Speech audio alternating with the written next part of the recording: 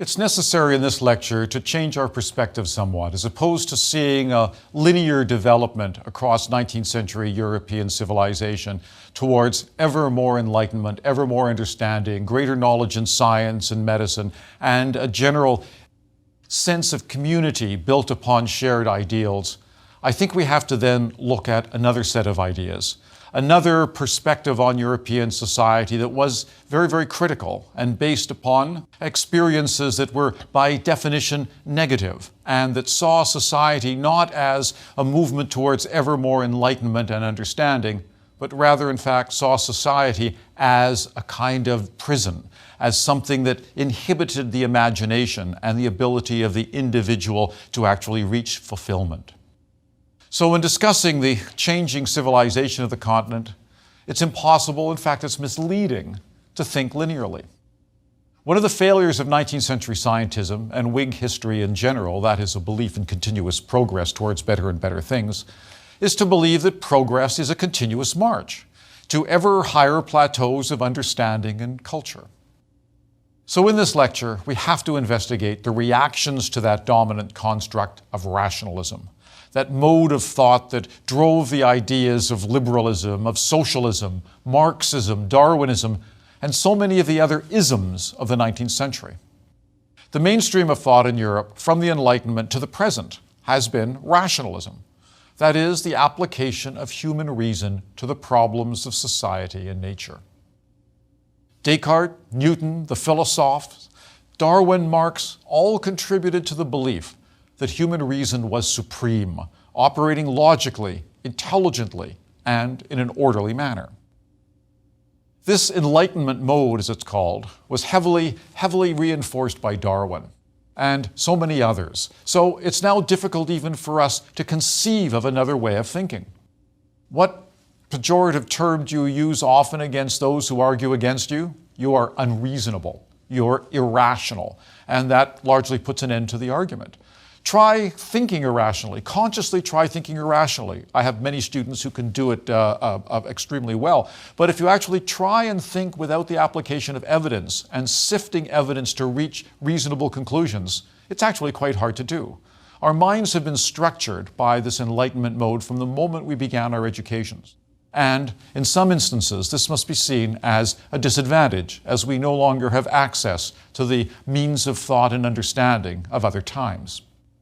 True, some individuals looked beyond Western traditions, drawing on Eastern mysticism or older pre-Cartesian associative modes of thought. Others still sought escape from the iron laws of logic and vertical thinking through drugs, through sexual excess, through meditation, religious enthusiasm.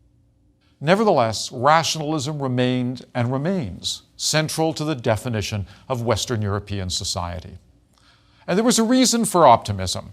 There was a reason for this belief in progress and the gifts conferred by this mode of thought, initiated by the Enlightenment and the world of science that it engendered. Many late 19th century Europeans, particularly liberals, believed in what they called the law of acceleration. This law decreed that human reason would increase almost geometrically, that knowledge would increase geometrically as well, that there would be blessing upon blessing as the Western world had become more civilized in the 19th century than in the entire history of human civilization before them. So they believed. But in the midst of these solid, conventional, middle-class rationalists, convinced that progress would continue, quite comfortable in the belief that the evils of the world would soon be eliminated by humanity's progress, there existed others. Others who were less convinced of the blessings of the 19th century and the scientism that informed them. Some of these individuals were the products of certain events, horrible events, that contradicted any belief in human reason and progress. This was especially true for Frenchmen. Frenchmen in particular were shattered by the humiliating defeat by the Prussians in 1871, but even more shocked by the senseless brutality and murder that was the Paris Commune of 1871, as we shall see. After having subscribed so completely to the ideology of progress and reason under the Second Empire, some observant, intelligent Frenchmen felt betrayed. They were dejected because it seemed as though the evidence was now against belief in reason and progress. A cogent French observer was the novelist Maurice Barrès. In his work, Les Déracinés, The Uprooted, he described his contemporaries as having no roots, no faith in the world that had given them birth and sustenance. Barrès gave up on the concept, then, of the rational man, writing so profoundly, and is often quoted, "Our reason, such a small thing upon the surface of ourselves." Some sought solace in pessimism, that is, things are only going to get worse. Hedonism, the world is going to hell, so let's enjoy it while we can. Aestheticism, art will save us. Let's look for those universal values that we find in beauty and in culture.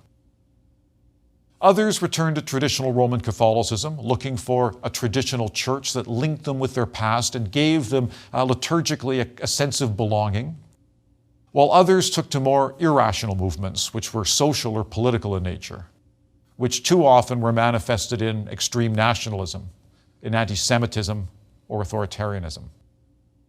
The extreme positions articulated by these thinkers and writers polarized society and reduced the role of reasonable, rational, liberal thought.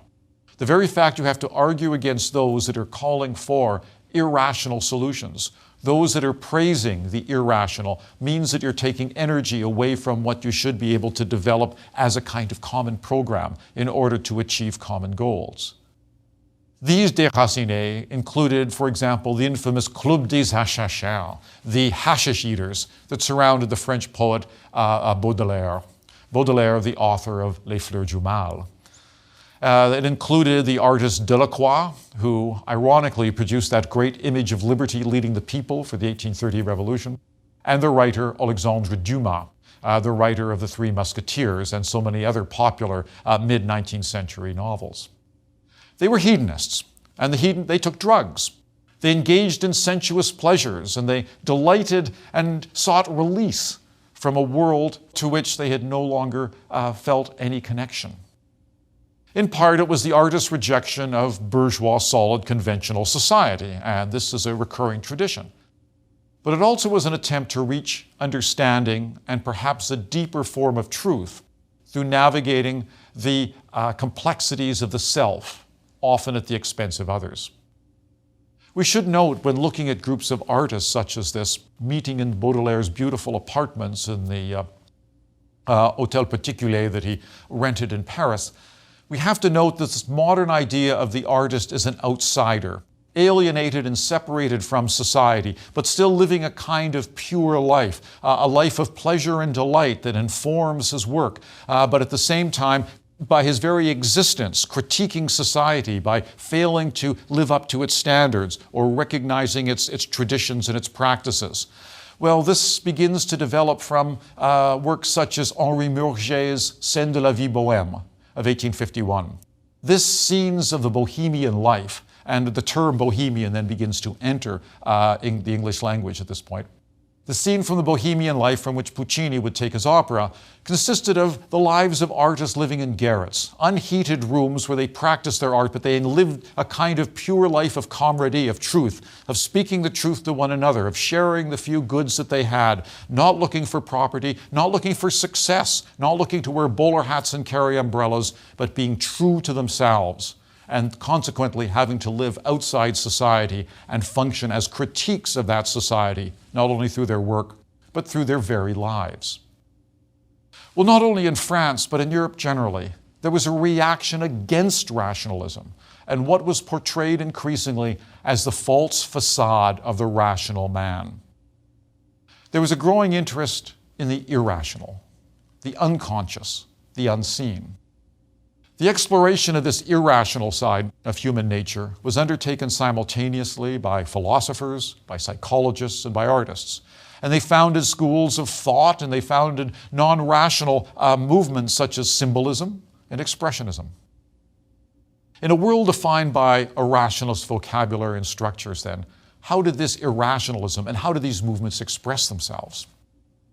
Well, in some instances, they actually form part of the scientific bourgeois world itself, but critiqued it from within by using the very principles of that rationalist world. and in this instance, the most famous thinker of the late 19th century, the explorer of the unconscious and the irrational in human nature, was Sigmund Freud, the inventor of psychoanalysis and the architect of the unconscious self. Freud was a physician in Vienna, and a very prominent and successful physician.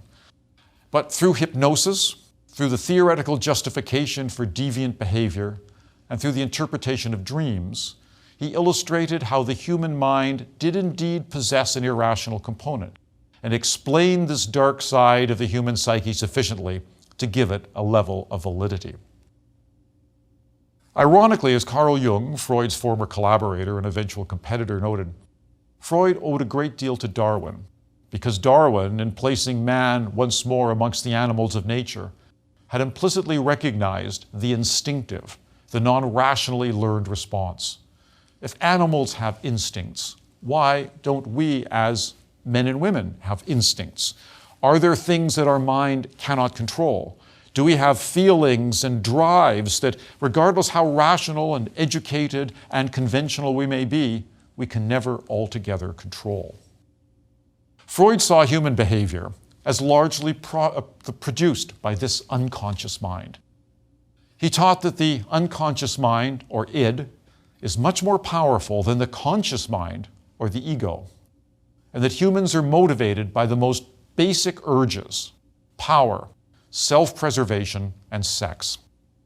Society, or the superego, suppresses those urges to the point that they're hidden, because we cannot act out these urges in a social environment. We have to, in fact, restrict them. We've got to suppress them. We have to repress them.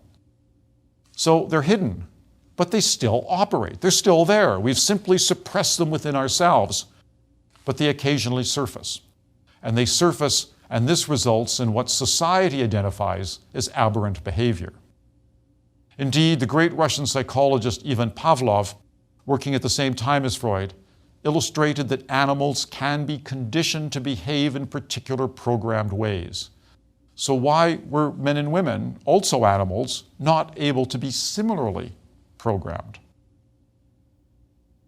The attitude of the unconscious self, of the fact that we have instincts and desires and urges and needs that we have to suppress and that occasionally explode, becomes then part of the collective unconscious of late 19th century Europe, becomes the things of novels, and also becomes an area of scientific investigation.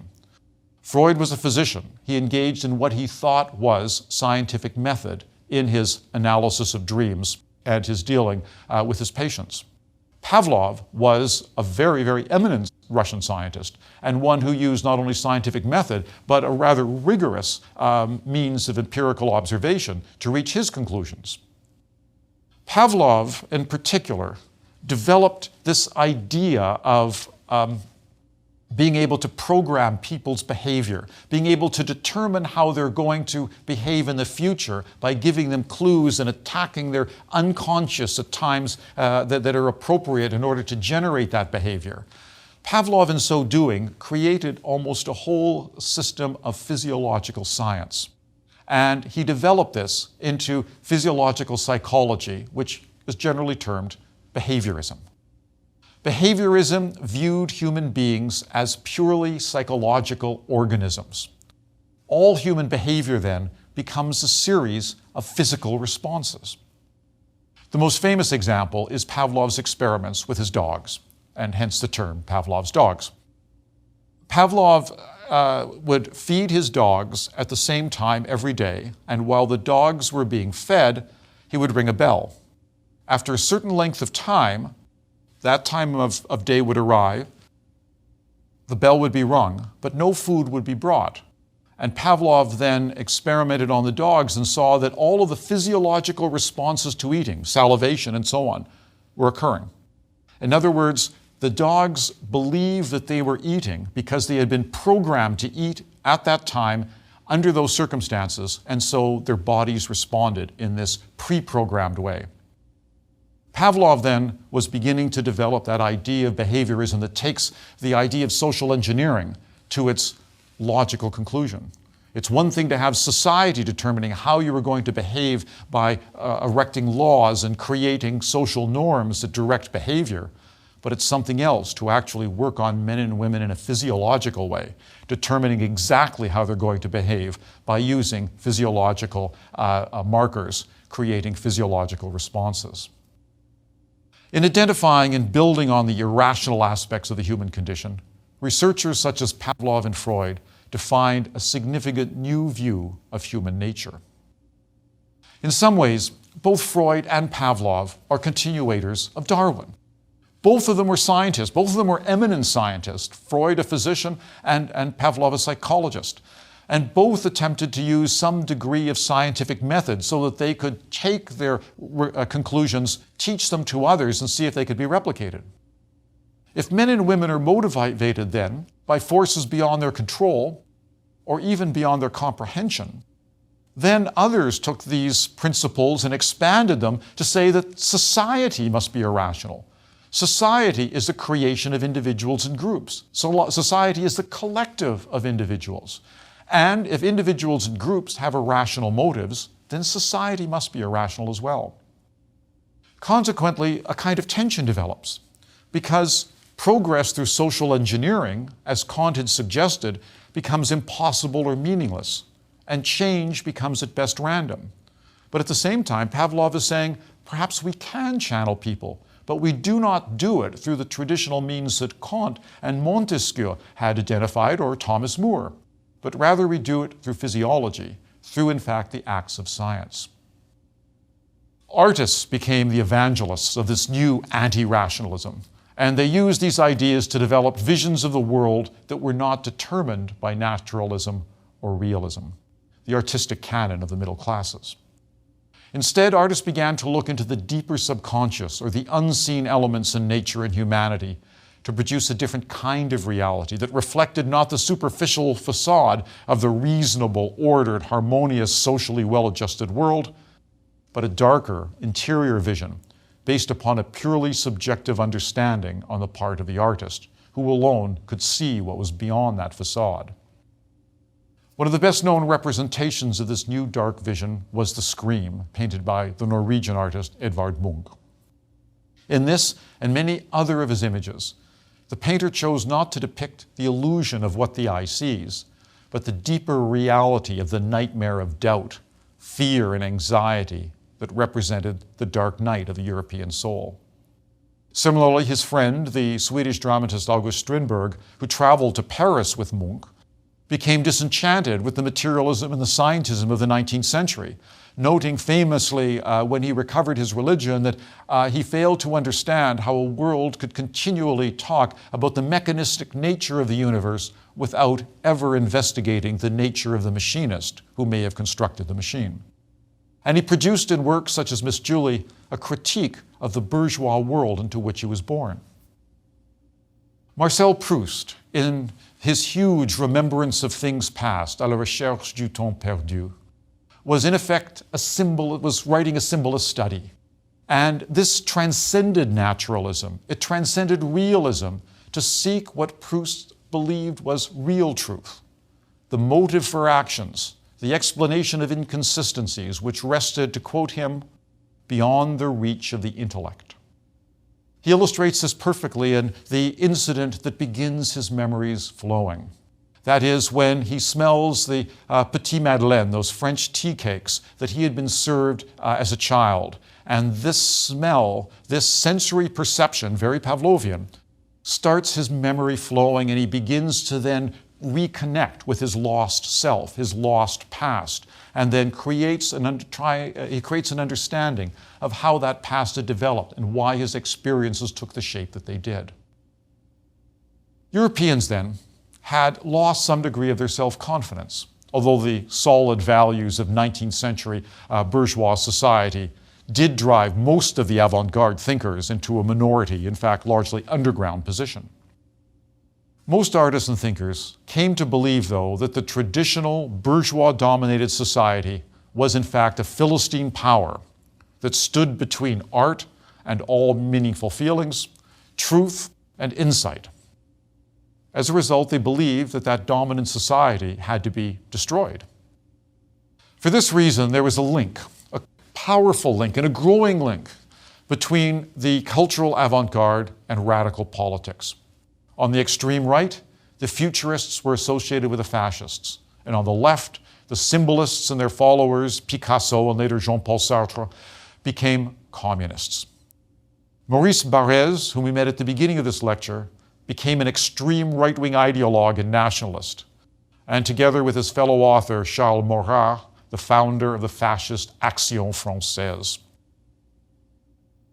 Music can be added to this catalogue of revolutionary spirits at the late 18th and early 20th centuries.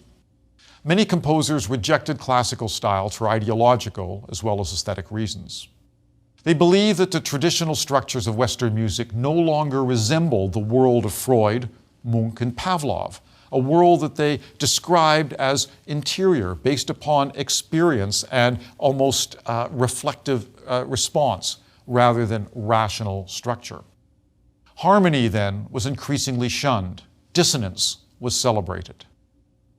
The Austrian, Arnold Schoenberg, helped to liberate classical music from melody, while Igor Stravinsky, the Russian, liberated it from European rhythms.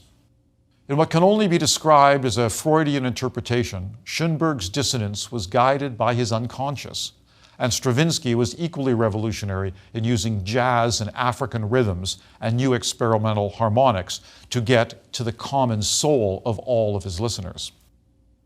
In fact, Stravinsky's famous ballet, The Rite of Spring of 1913, was described by the composer as, quote, a kind of unconscious dream state.